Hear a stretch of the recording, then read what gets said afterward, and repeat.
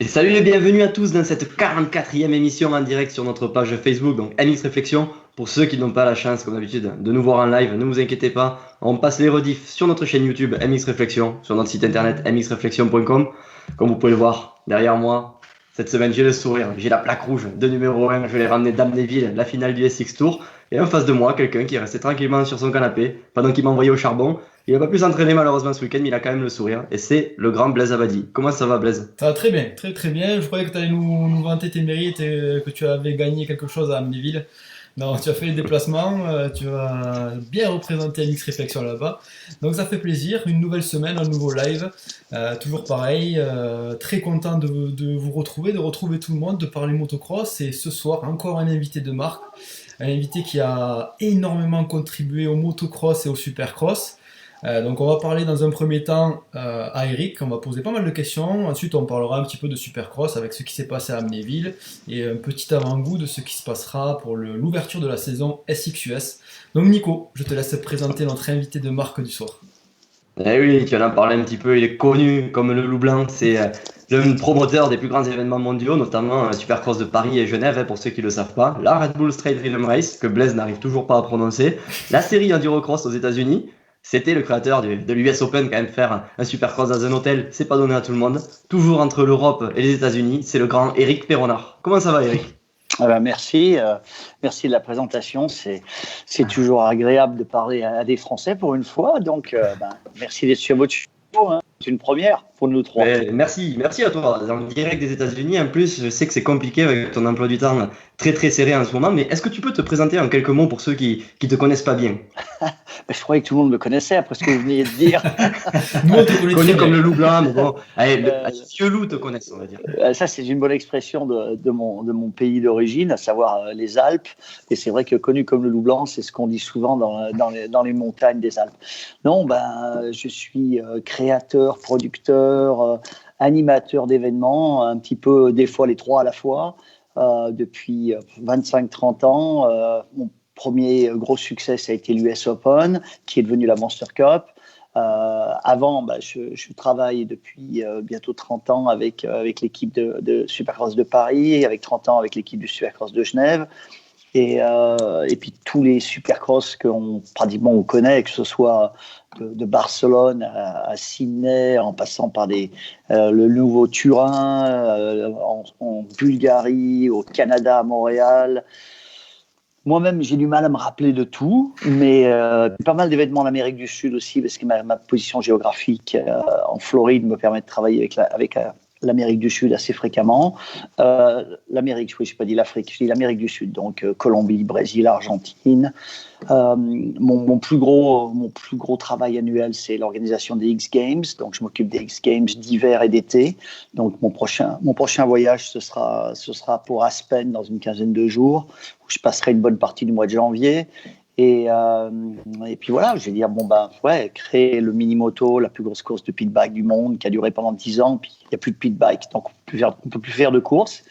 Puis l'endurocross que j'ai créé il y a une quinzaine d'années, qui est devenu le super enduro avec la FIM, et deux, trois trucs comme ça, puis quelques concessions de moto au passage, à gauche, à droite des États-Unis, histoire de me garder occupé s'il y avait 5 minutes de libre. Voilà. Pas très malin, le gars. Pas très malin. Fais travailler moins. Travailler moins. Du coup, comment es-tu arrivé là? Tu étais prédestiné à faire ce job-là ou est-ce que c'est venu petit à petit? La seule chose que j'étais prédestiné à faire, c'est je voulais être aux États-Unis et jouer dans la moto. Après, il fallait trouver. Quand j'avais 15 ans et que j'avais décidé ça, je pense pas que je pouvais deviner ce que j'allais faire. Donc voilà, c'était tout. À 15 ans, je savais que je serais aux États-Unis et dans la moto. J'avais pas déterminé dans quel segment je m'établirais. D'accord, donc c'est quelque chose qui est venu petit à petit, tu as réussi à saisir les opportunités et ça t'a permis d'accéder à ce métier-là en fait. Vous m'entendez? Oui, à peu près là. Un peu d'écho pour Blaise. Ouais. Donc oui, moi je suis parti aux États-Unis il y a 30 ans avec beaucoup de rêves et pas grand-chose d'autre. Et puis bon, après, on travaille chez l'un, on travaille chez l'autre, on monte sa boîte, on monte une deuxième boîte. Et puis bon, c'est les États-Unis, donc ça a tendance à être un peu plus facile qu'en Europe, mais ça reste pas facile malgré tout. Ouais, comment tu expliques d'ailleurs la réussite de beaucoup de Français aux États-Unis, notamment dans le milieu de la moto? On a voilà, la création de One Industry avec Boinard et Blanchard. On a aussi Stéphane Legrand qui habite aux États-Unis, ça fait déjà pas mal d'années qu'il y est. Toi aussi. Comment tu expliques cette réussite-là? J'estime qu'on est 4 à avoir réussi, hein. Donc c'est pas véritablement beaucoup. Et des pilotes quand même oui, aussi. Les pilotes, c'est le talent il n'y a pas de miracle, hein. Quand on est bon en Europe, on est bon aux États-Unis. Ce qui se passe avec les pilotes, hein. Donc les pilotes arrivent, ils ont juste à s'adapter à la vie américaine. Mais hormis ça, je dirais pas que c'est plus facile pour les pilotes, mais il y a moins de choses qui se perdent dans le pilotage en passant aux États-Unis que pour des gens comme Blanchard, Boinard ou Legrand.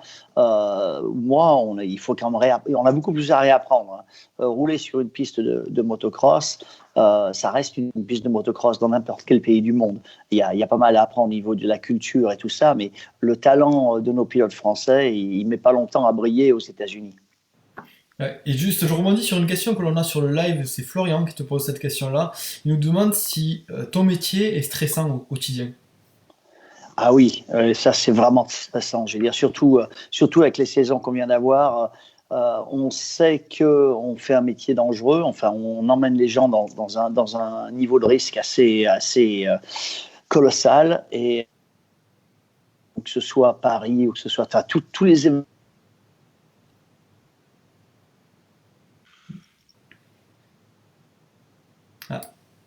On a une coupure, on a perdu Eric. À prendre, c'est bon. Et c'est pas toujours facile de prendre des décisions par rapport à la qualité du spectacle, la sécurité des pilotes. D'accord, justement, par rapport à ça, on sait qu'il y a eu un accident très grave, ça s'est bien terminé finalement avec Weston Pike. Tu l'as pris vachement pour toi, j'ai l'impression, j'ai écouté des interviews dans des shows aux États-Unis, tout ça, où tu disais que voilà, c'était très compliqué, tu étais pas mal entre les États-Unis et l'Europe, tu as été le voir, tu as été à son chevet pendant un moment, tu t'es beaucoup occupé de sa famille. Ça t'a vraiment touché cette histoire de Weston Pike? Oui, complètement. Ça me met la chair de poule d'ailleurs, mais bon, il s'en sort. On a tout réglé. L'équipe de La Rivière avec Pascal Auberti a été top. On a vraiment tout réglé, tous les problèmes d'assurance. Donc au moins, il n'y a pas de problème d'argent. Tout a été réglé bien. Et à côté de ça, le pauvre Weston, il a un peu de rééducation à faire. Mais je pense que dans 5-6 mois, il sera revenu à un niveau normal. Et je suis persuadé qu'on va le revoir sur une grille de départ et performer bien. J'aimerais rebondir juste là-dessus pour éclaircir des choses, parce que j'en ai encore entendu parler ce week-end à Amnéville. Quand tu as dû l'entendre toi aussi, il y en a beaucoup qui ont critiqué les secours parce que ils ont pris Weston Pike sans forcément regarder s'il avait quelque chose de cassé et tout ça. Il faut savoir que c'était très très grave, il y avait du sang partout. Je pense que l'urgence était vitale. Les secours ont vraiment fait un très très bon job. Donc voilà, je voulais juste éclaircir ça. Je pense que tu peux confirmer, non, Eric? Oui, moi j'étais quasiment le premier. Je dirais pas au chevet parce que j'ai au pied de Weston. Il a été aidé par un des médecins d'urgence immédiatement. Il y a des décisions qui ont été prises qu'il fallait prendre. Peut-être que ça pouvait entraîner d'autres problèmes, mais le fait est qu'il fallait lui sauver la vie. Donc c'était la première priorité. Exactement. Ceux qui parlent c'est désagréable, mais ils savent vraiment pas de quoi ils parlent. Dans des situations comme ça, c'est quasiment la guerre. On est sur un champ de bataille et puis il y a un soldat qui est blessé, il faut lui sauver la vie. Est-ce que les décisions qui sont prises sont dans le bon ordre et tout ça? En l'occurrence, toutes les décisions ont été prises dans le bon ordre. Il est vrai qu'il aurait pu aussi être dans le mauvais ordre, mais dans ce cas-là, ça a été pris dans le bon ordre. Donc, moi, je dis chapeau à l'équipe médicale de Paris Supercross parce que réellement, ils ont sauvé la vie à Weston Pike. Et du coup, par rapport à l'organisation générale, toi, est-ce que tu penses que c'est plus facile d'organiser en Europe ou aux États-Unis? Parce qu'on entend beaucoup ici qu'il y a beaucoup de restrictions qui freinent que ce soit les chefs d'entreprise ou les autres. Et toi, par rapport à ça, tu le vois comment? C'est différent. C'est vrai qu'on a pas mal de restrictions. Mes collègues européens, je trouve qu'ils font un super bon boulot, mais c'est vrai que c'est plus compliqué en Europe que ça l'est aux États-Unis. Aux États-Unis, tout est réglable avec une carte de crédit, hein. Donc, il y a des choses qui en Europe sont pas réglables avec des cartes de crédit. Tout ce qui est fédération, je veux dire, service médical et tout ça, il y a plus de protocoles en Europe qu'il y en a aux États-Unis. Aux États-Unis, c'est le pays du dollar et c'est facile. On veut un bon docteur, on lui signe un chèque, il est là. On veut 2 ambulances, on signe un chèque, il est là. En Europe, c'est pas comme ça. Voilà, puis c'est tout. Il n'y a pas à comparer. Je pense qu'à la fin de la journée, l'accident de Weston a prouvé que, par exemple, en France, tout le monde était bien compétent, tout se passait au mieux.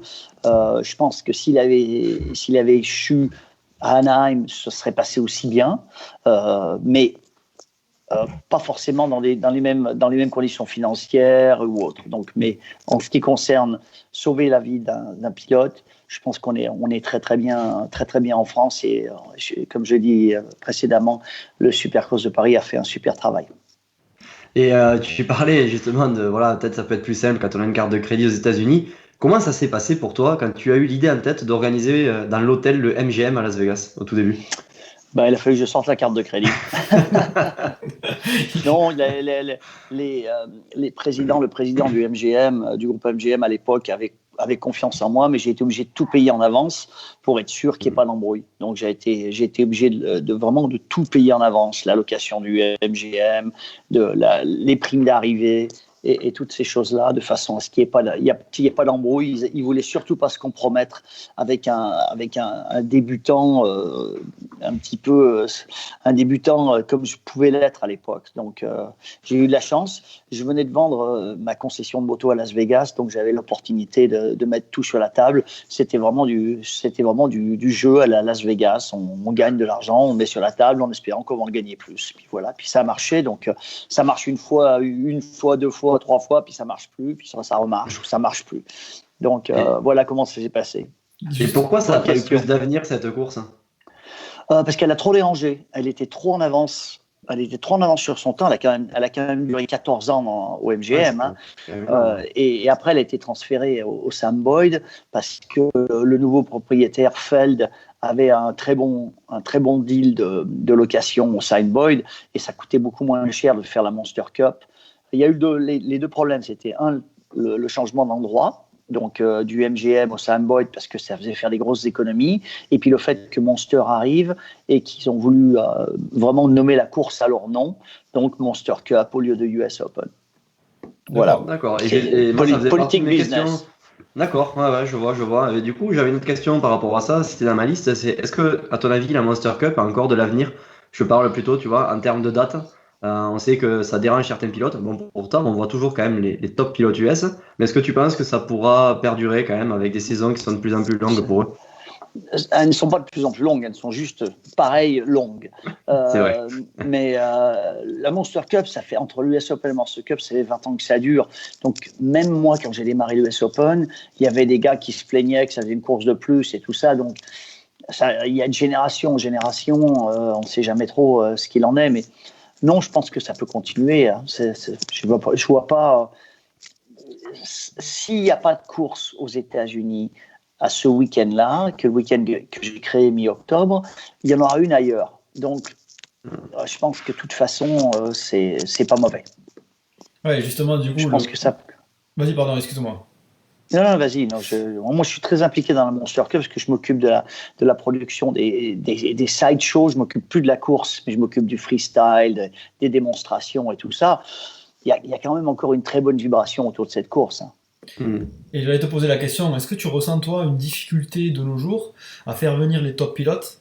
Une difficulté qui est apparue plus tôt ces dernières années, qui n'était pas là après, il y a 15 ans, on va dire, 15-20 ans.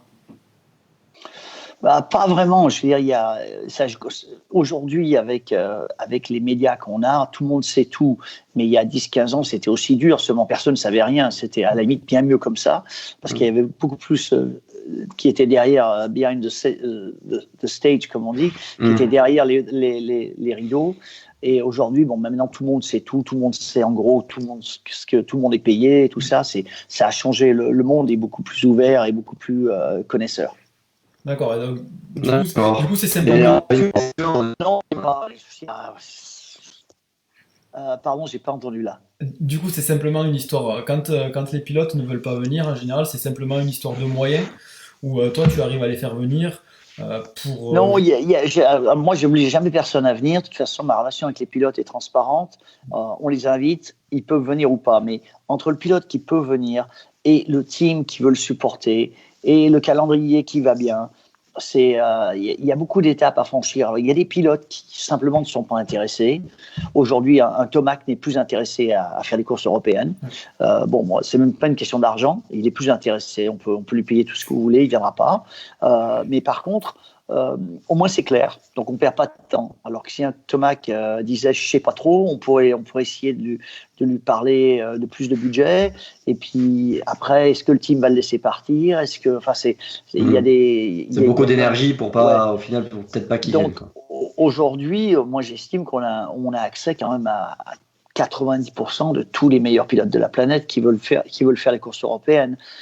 Ça devient souvent plus de travail parce qu'il faut coordonner les expéditions de moto, le team européen qui les prend en charge, comme avec par exemple Husqvarna KTM, qui sont donc c'est pas moins de travail qu'avant, ça c'est sûr. Il y a 20 ans, quand le gars arrivait avec son sac de crosse, avec ses suspensions, son guidon et son pot d'échappement, c'était un peu du bonheur.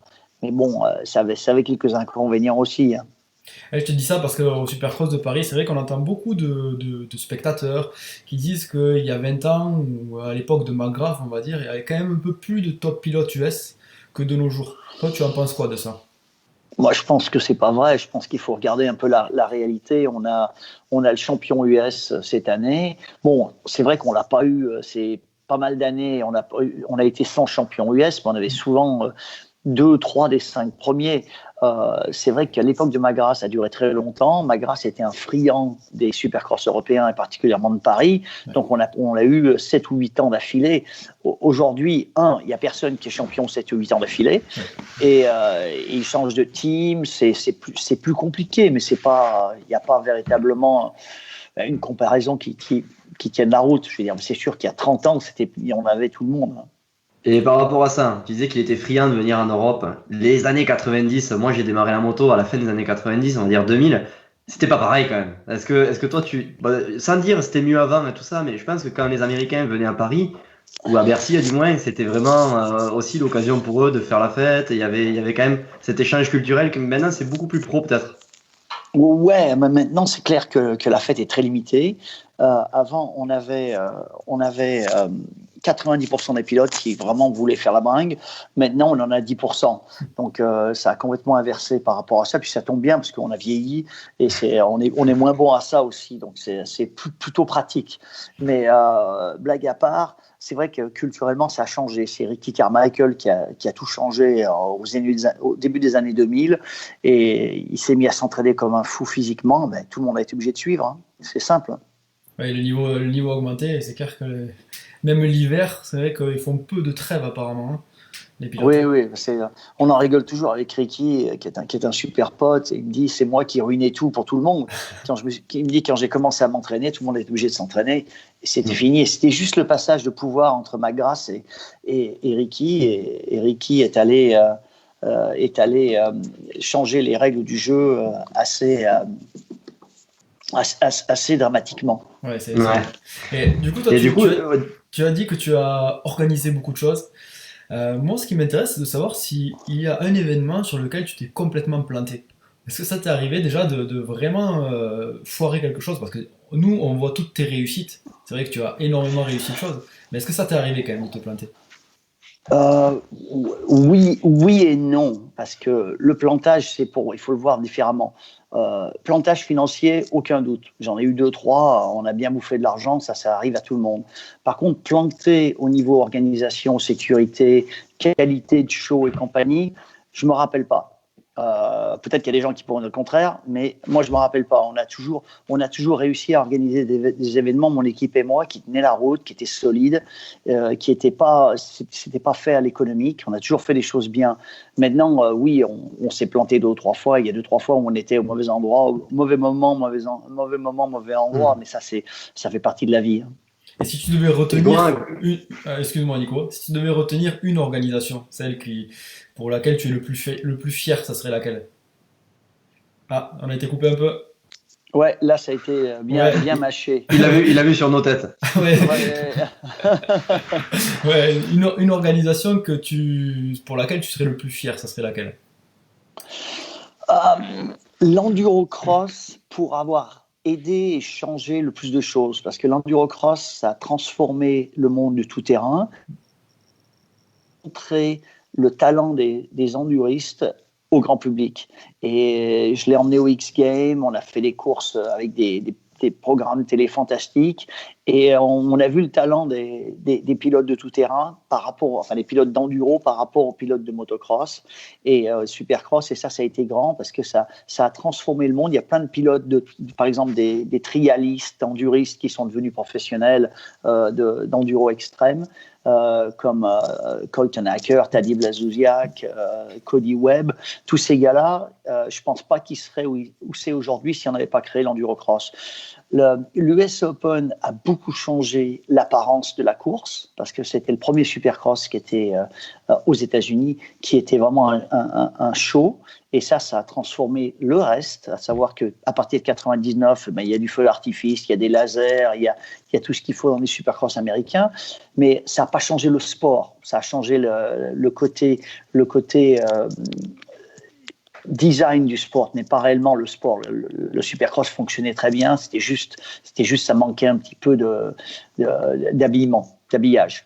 Et comment tu fais, Eric, pour avoir autant d'amis dans ce milieu? Je parle d'amis pilotes. Souvent, je sais pas, c'est peut-être français et européen, mais les pilotes détestent les promoteurs. Que ce soit Ustream, même souvent on se plaint en championnat de France et tout ça. Toi, jamais, au fil des années, tu as toujours eu autant d'amis. Comment tu fais? Déjà, il faut traiter les gens correctement, que ce soit en promotion ou ailleurs. Donc, ça, c'est la première chose. C'est une question, c'est une éthique de vie. Traiter les gens comme on est traité, sans faire des parallèles religieux. Mais c'est vraiment le truc le plus important. Donc, quand on donne toujours la parole à un pilote, et que pour moi, un pilote est la star du show, quoi qu'il arrive, toujours bien respecté, toujours payé, jamais et toujours être à ses côtés qu'il y a des mauvais moments, c'est pas très dur, je trouve. C'est souvent, je trouve que les gens font beaucoup plus d'efforts des fois pour être mauvais que pour être bon. C'est du savoir-vivre. Exactement. Et du coup, toi, d'un œil extérieur, tu penses quoi de ce qui se fait en mondial avec Ustream, etc.? Moi, je pense qu'ils font un bon boulot. Je pense que c'est bien fait. La production du show est excellente. Clairement, le motocross mondial a plus de gueule aujourd'hui qu'il y a 20 ans. Et ça, je pense qu'il n'y a personne qui peut on ne peut pas en parler. Après, le fonctionnement financier au niveau des pilotes, il y a un peu le même problème que de partout et dans notre société en général, à savoir, il y en a très peu qui gagnent beaucoup d'argent et le reste, ils crèvent un peu la faim. Mais est-ce que c'est spécifique au motocross, au supercross? Ça a l'air d'être malheureusement une façon de fonctionner de l'être humain aujourd'hui. Beaucoup qui crèvent la faim et un peu qui en ont beaucoup trop. Voilà, on est pareil dans les sports. Ouais, après, c'est vrai que Ustream, au niveau des pilotes, c'est vrai que c'est très compliqué. Par contre, ce qu'ils font pour le sport en général, c'est vrai que c'est pas mal. Si on veut attirer des gros sponsors sur un championnat du monde, c'est plus facile que sur un championnat US.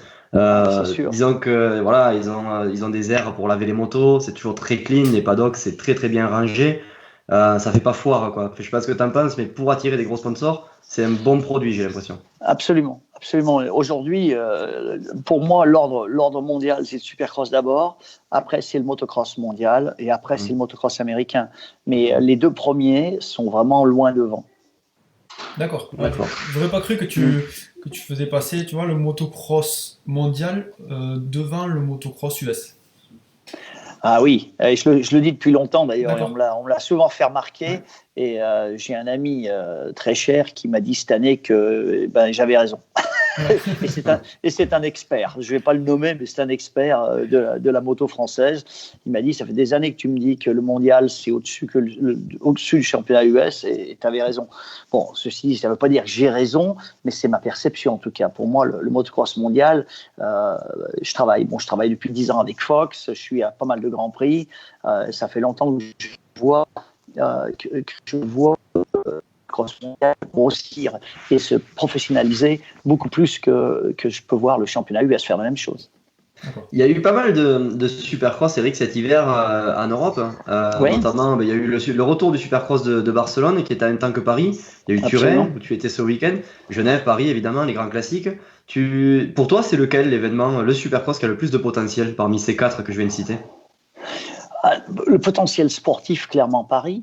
Parce qu'aujourd'hui, avec la U Arena ou la Défense Arena, je ne sais pas, parce qu'ils n'arrêtent pas de changer le nom, mais le building, le bâtiment est absolument fantastique. Je pense que honnêtement, on ne peut pas faire beaucoup mieux pour faire un supercross. Maintenant, si on arrive à trouver de la place pour faire le parcours dehors et d'utiliser tout le stade, ce sera encore mieux. Mais il ne faut pas rêver, on est quand même dans Paris. On est quand même dans un endroit où le mètre carré coûte très cher. Donc, clairement, sportivement, Paris, il n'y a pas photo parce qu'aujourd'hui, il n'y a plus de restrictions sur Paris. Avant, quand on était à Bercy, on faisait un show fantastique, mais au niveau sportif, on était quand même limité par la taille de la salle. Et ce problème a été réglé, avec Lille. Lille, c'était pas sexy comme Paris, donc maintenant on est retour à Paris.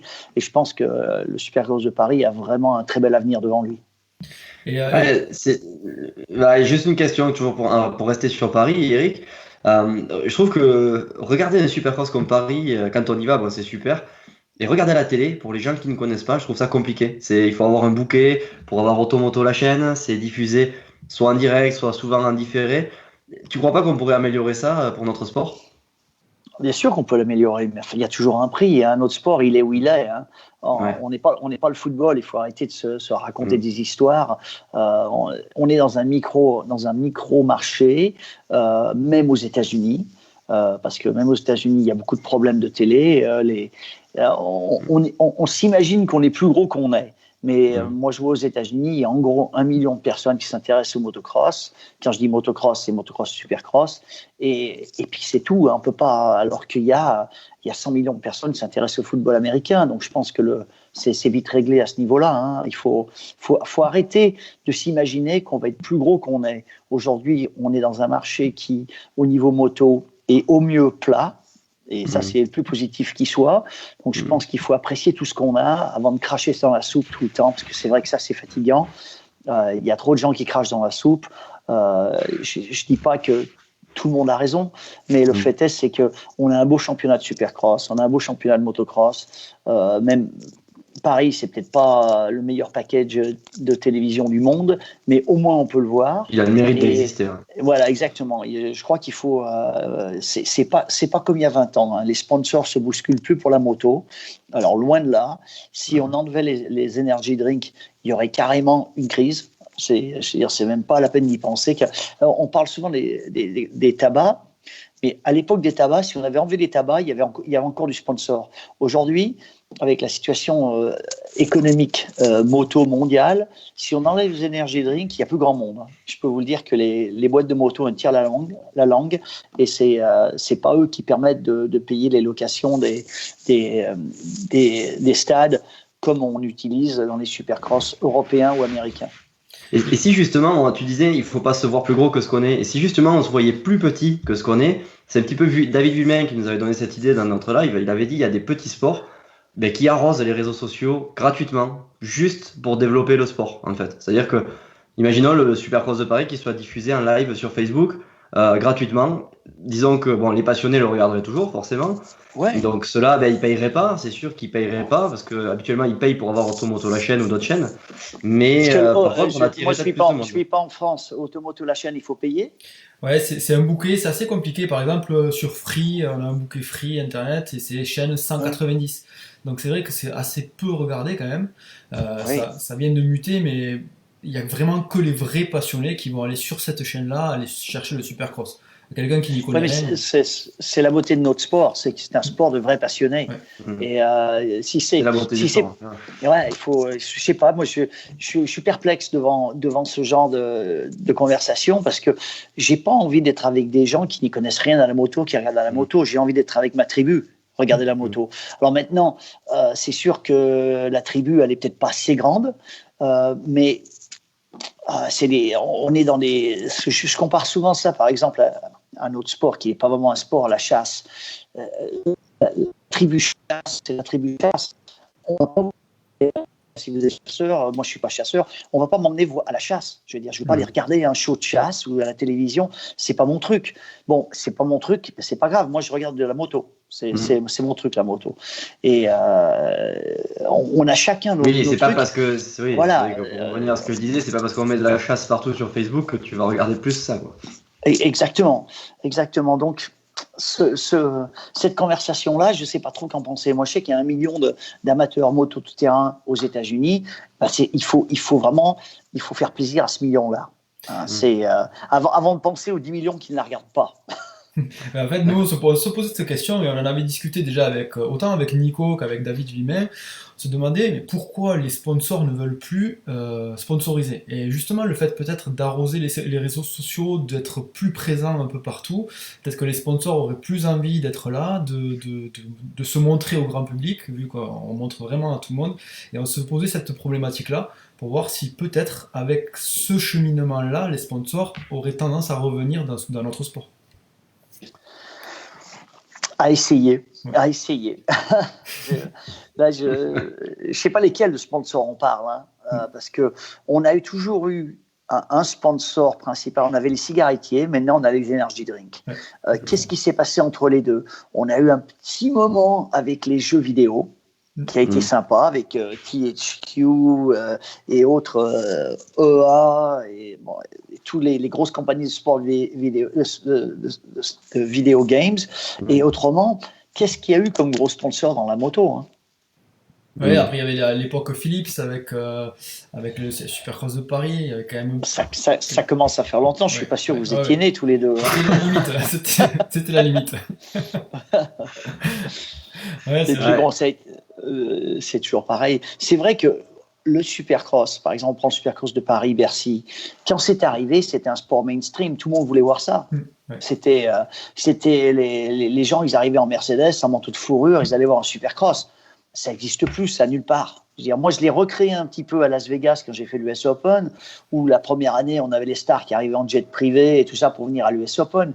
Mais ça ne dure jamais très longtemps, ce genre de situation, parce que c'est jamais les vrais passionnés. Donc, l'événement amène les gens, amène les gens d'un premier coup, mais c'est pas renouvelable.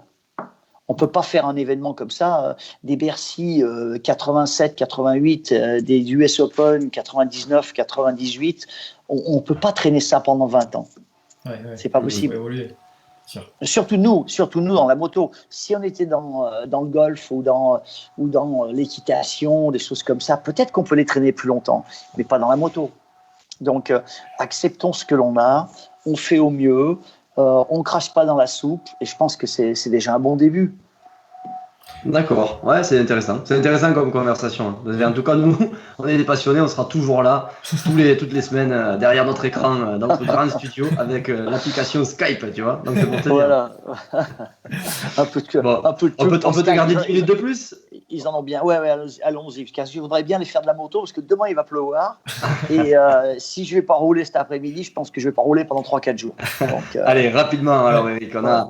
Moi, j'étais ce week-end à Amnéville, je voulais en parler un petit peu. C'était la finale du SX Tour. Amnéville, toute petite salle. Ça rappelle un petit peu Bercy à l'époque, toute petite piste et tout ça. Le show était vraiment sympa. On a vu le titre de Soubera 10450, Escoffier en SX2 qui s'est relancé en redescendant d'une catégorie.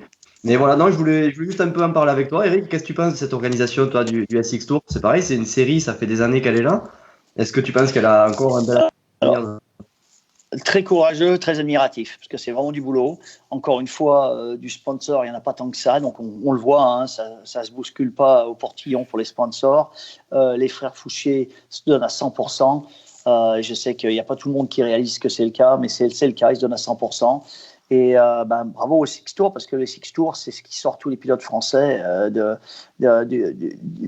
la base. Donc le Six Tour, si on gagne le Six Tour, on va rouler aux États-Unis souvent, et c'est bien. Ouais, t'as fait, il y a encore des anciens, des vieux dinosaures comme Sébastien Tortelli qui croit à cette série. Il a mis le jeune Karl Ostermann sur. Ah oui, je ne savais même pas qu'il avait fait ça, donc c'est génial. Ouais, tu vois, et on a fait une petite interview pour la page Six Tour, et Sébastien disait que voilà, lui il était passé par là, il croit à cette formule, et il a mis le jeune Karl Ostermann 15 ans sur un 2,5-4 ans ce week-end. Génial. Et puis bravo à nos enfants.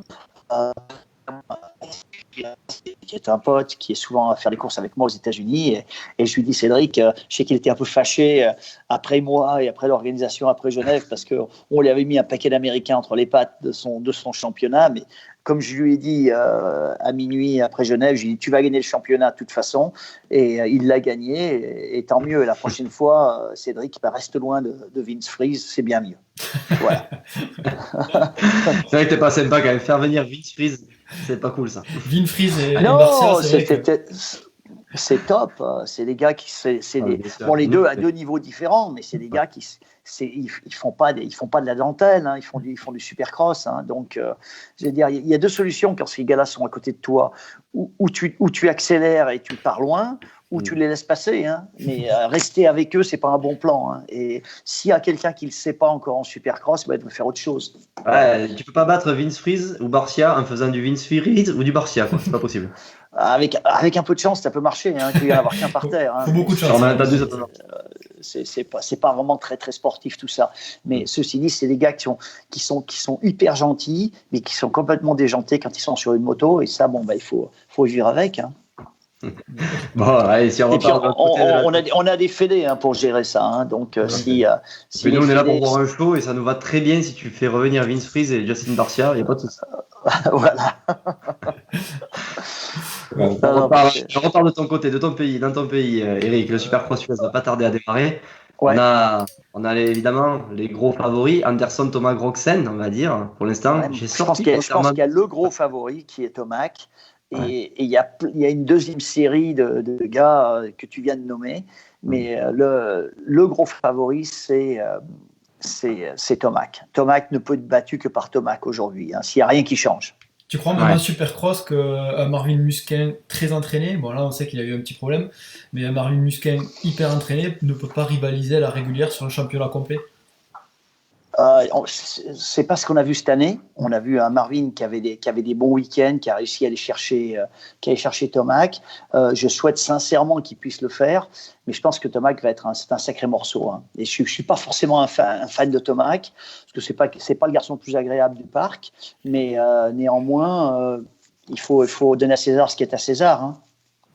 C'est vrai. C'est une ce qu'on appelle de guerre, apparemment, c'est une machine à l'entraînement, quoi. C'est ce qu'on appelle une cow, une vache en anglais. Donc, cow, c'est C-O-W, c'est crash or win. Et c'est plutôt win que crash. Donc, il rappelle beaucoup le grand Stuart, hein, James, qui était dans le même état d'esprit. C'était où il gagnait, où il passait par-dessus le guidon. Hein. Donc, et Tomac, s'il arrive à ne pas passer par-dessus le guidon, je pense qu'il y a vraiment du mal pour les autres. Et du point de vue des rookies, des jeunes qui montent, toi, tu vois... De ton point de vue, toujours qui est aux États-Unis et qui voit beaucoup les pilotes, tu vois lequel le mieux placé entre Plessinger, Osborne, Savaggi? Ouais, alors je dirais clairement Osborne, qui m'a vraiment impressionné dans les Supercross européens. Et les autres, Savaggi a montré la vitesse à la Monster Cup. Monster Cup, oui, il était impressionnant. Il était impressionnant. Et Plessinger, pour l'instant, on n'a rien vu. Donc, je vais pas. Il s'entraîne sur la 450. Il a fait pas mal de grosses chutes pendant l'hiver, pendant l'intersaison. Donc, j'espère qu'il va être à 100%. Mais je pense qu'il va avoir besoin d'un petit moment pour se mettre en jambes. Je peux me tromper, mais c'est mon sentiment aujourd'hui. Je pense que Osborne pourrait nous surprendre. D'accord. Il y a quelques outsiders aussi qui ont besoin encore de faire leurs preuves cette année, comme Barcia, Silly. Il y a Malcolm Stewart, on a Dean Wilson aussi, Cooper Webb qui se relance chez KTM. Tu penses que lequel de ces pilotes-là que je viens de citer va mieux s'en sortir? Aujourd'hui, c'est carrément Barcia qui est le plus près. Bien que Silly ait montré les deux dernières courses que je viens de faire avec lui, a montré une super vitesse. Et il n'est peut-être pas encore en condition pour les 15 minutes, pour faire 15 minutes, enfin pour faire 20 minutes dans son cas. Mais en tout cas, il a montré qu'il était de retour au niveau vitesse. Il a fait le tour le plus rapide de Genève en course, alors qu'il était 5e. Mais non, je dirais Barcia, parce que Barcia aujourd'hui est solide. Il roule il s'est remis depuis la fin de saison de motocross. Il aime sa moto, tout est clair dans sa tête. Je dirais Barcia et c'est solide. Grand fan de Barcia dont j'ai beaucoup. D'accord. Si on demi a appris la nouvelle avec Jeremy Martin qui va louper la saison complète, il doit se faire réopérer. Tout ce qui a été fait sur c'était ses cervicales, c'était ses vertèbres, pardon, ses vertèbres. Ouais. Et c'est quelqu'un que tu connais puisque tu l'as fait venir à Paris l'année dernière. Oui, tu penses qu'il peut rebondir? Ouais, je suis très ami avec la famille Martin parce que son père et moi on faisait de l'enduro ensemble il y a 30 ans. Mais ouais, désolé parce que c'est vraiment des gens géniaux, ils sont super gentils. C'est parmi les mecs les plus sympas du plateau, enfin du parc. Ça va être compliqué quand même d'être absent si longtemps. De toute façon, numéro un, c'est d'être en bonne santé. Et si jamais ça se fait au détriment des performances moto, c'est quand même mieux d'être en bonne santé. Voilà, donc je pense qu'il a fait le bon choix. Et en 2,5, moi je verrais bien, j'espère mon ami Adam Cianciarulo qui habite à 100 mètres d'ici, là, et j'espère qui a grandi à 100 mètres d'ici, parce qu'il il habite en Californie ou vers Clermont, dans le centre de la Floride. Et j'espère qu'il va enfin matérialiser. Il a besoin d'un titre. On parle souvent de lui. Je pensais que tu allais nous annoncer, notre petit Français, le chouchou Dylan Ferrandis quand même. Oui, alors je sais pas dans quelle catégorie il va être. Je sais pas s'il est à l'est ou à l'ouest. Il s'est un peu près à l'ouest, mais bon, on ne saura pas de toute façon avant une semaine avant l'ouverture. Clairement, Dylan a vraiment beaucoup de maturité. Aux US, il a fait un super bon boulot. J'espère qu'il va avoir de la chance, c'est tout. Parce que pour l'instant, il n'a pas pu faire une saison complète. On l'a vu à Paris, il est très très vite. La moto va très très bien. La Yamaha est vraiment une super bonne moto. Avant qu'elle soit d'usine, elle est vraiment super. Peut-être même un petit peu supérieure à la concurrence. Donc je pense qu'il est bien parti. Et j'attendrai de savoir dans quelle catégorie, dans quelle côte il est pour voir un peu plus ses chances. Dans tous les cas, il devrait se battre pour le titre de chaque côté. Oui, normalement, il va être au moins dans les 3 premiers. Voilà, il est podium d'un côté ou de l'autre. Ses choix de côte est ou ouest sont toujours un petit peu longs à attendre et on ne sait pas trop qui va où. Ouais.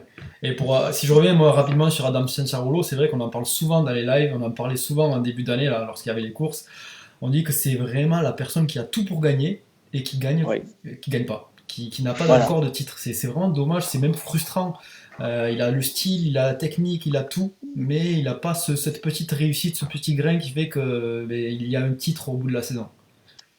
Ouais, il y a un mot, c'est épaule, parce qu'il a ce garçon, alors qu'il avait gagné plusieurs supercross en début de sa première année, comme vous le savez, il s'est démonté l'épaule. Et depuis, c'est ta faute, ça, Eric, aussi. Tu lui as démonté l'épaule à Genève. C'est pour ça. Oui, c'était la 3e fois. Hein. Ah oui. C'était la 3e fois. Tu l'as fini. Et puis après, il s'est redémonté l'épaule au Grand Prix des États-Unis. Donc ça, c'était c'était une catastrophe au niveau des épaules. Et là, a priori, tout va bien. Donc je touche du bois de mon bureau. Tout ce dont je rêve, c'est d'avoir tous les pilotes en pleine forme au début de la saison et à la fin de la saison aussi. Parce que ça, c'est important. Il ne faut pas penser seulement à son début de saison. On a Benjamin en commentaire qui nous dit donc Cianciarulo à Paris en 2019. Je pense que son expérience européenne a été une mauvaise. Ouais. Et en tout cas, moi, s'il m'appelle pour me demander de venir, il y sera. Mais personnellement, je ne l'appellerai pas pour lui demander de venir parce qu'on a une complicité et on sait très bien ce qu'on a vécu ensemble il y a 4 ans à Genève. Et on n'a pas envie de revivre ça. J'ai pas envie de lui demander de venir s'il n'a pas envie de venir. D'accord. C'est toi ou c'est lui qui a dû appeler Mitch Payton pour annoncer la nouvelle? Oh, c'est moi, oui, parce que lui, il était dans l'ambulance. Hein. Ça va être compliqué d'annoncer ça à Mitch Payton. Ouais. Oui, mais d'un autre côté, encore une fois, c'est pas. Moi, je suis persuadé que c'est son épaule qui a lâché. C'est son épaule qui a lâché en route. Et non, ça peut pas. Ça fait partie. Ça peut arriver de partout. On l'a bien pris soin de lui. Donc bon, ça c'est les tragédies liées au sport. Donc, on peut pas dire grand-chose. On peut se faire mal tout le temps. Bon, Eric, on arrive au bout de ce live. On va te laisser aller rouler.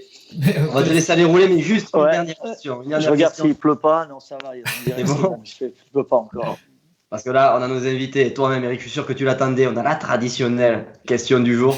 C'est notre live à chaque fois. La question du jour, elle est présentée par CBO, cbogroup.fr et l'équipe d'Eco 8 Racing. Si on porte pas de 8, on peut pas gagner. C'est aussi que ça, chaque semaine. Et ça se vérifie le week-end avec Blaise, qui ne gagne pas avec des Eco 8 quand même. Mais ça va venir.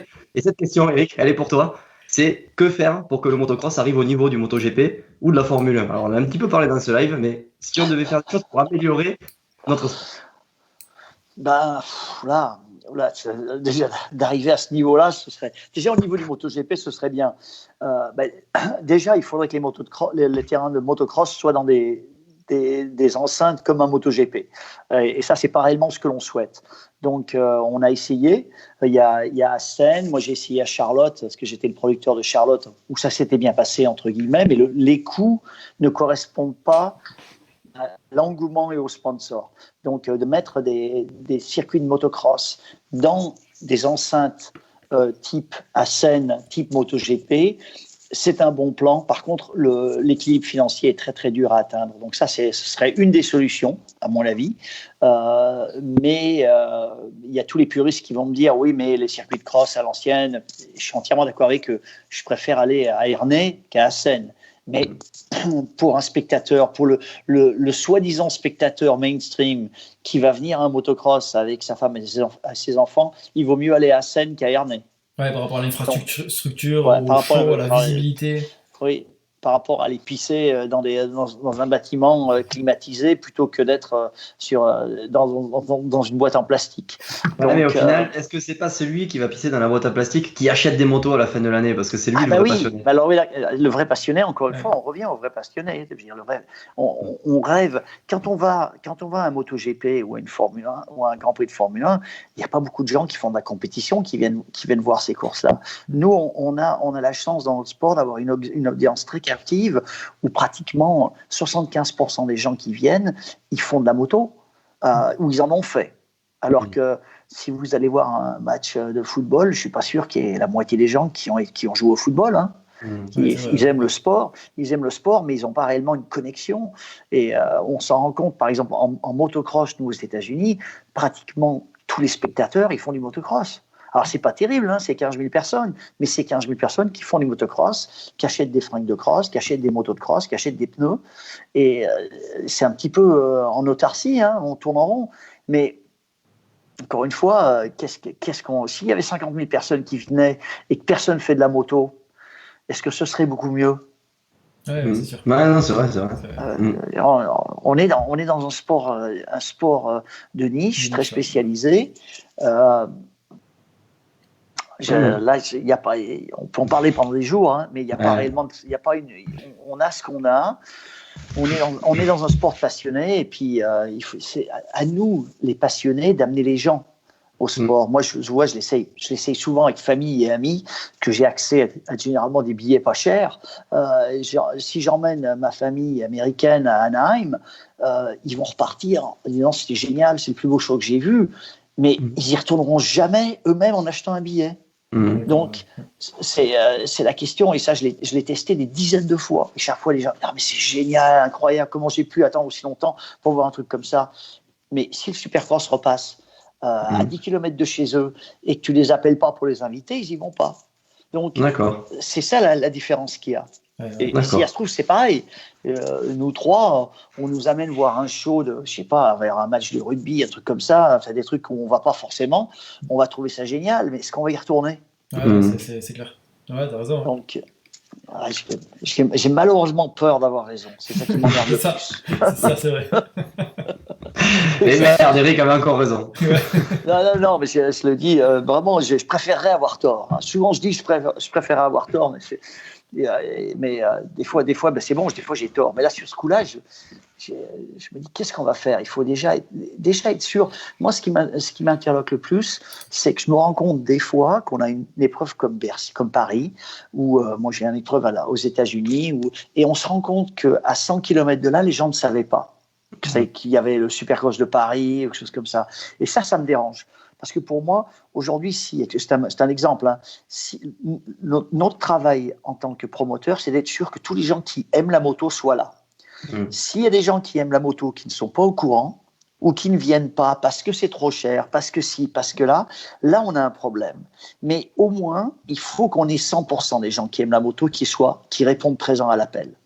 Et hormis des grands événements, je me rappelle avoir été au Mont Saint-Michel à l'hôtel, on était, je sais pas où c'était, pas à Rennes, mais enfin bon, à 50 km d'Ernée, et les réceptionnistes de l'hôtel, ils ne savent même pas ce que c'est que le motocross des nations.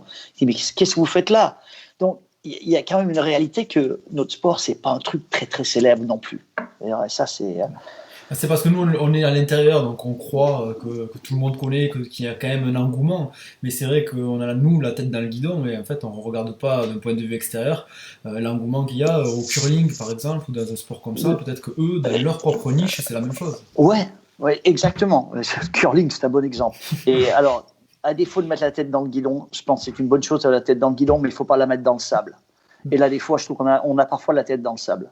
On s'imagine plein de choses et c'est pas la réalité. Donc, gardons la tête dans le guidon, ouvrons bien les yeux, regardons ce qui se passe autour. Et c'est comme ça. Hein. Il faut rester optimiste et puis allez, il faut aller faire la moto. Hein. Voilà. Allez, merci Eric. C'était un bon Je peux partir faire de la moto. C'est une bonne transition. Merci beaucoup. Ça, c'est clôturé comme tu l'as fait avec de belles paroles sur notre question du jour. C'est magnifique. On est comblé. Très très pro. Merci les amis. Merci beaucoup Eric. Bon courage avec votre show et puis merci de m'avoir invité. Ouais, en tout cas, merci d'avoir pris le temps de répondre à toutes nos questions. Ça nous fait très plaisir et une très bonne continuation à toi. On espère que tu feras venir énormément d'événements en France et en tout cas, tous ces événements sont de très bonne qualité. Donc merci à toi. Merci à vous. Allez, salut à tous. Bonne fête à tous. Ciao.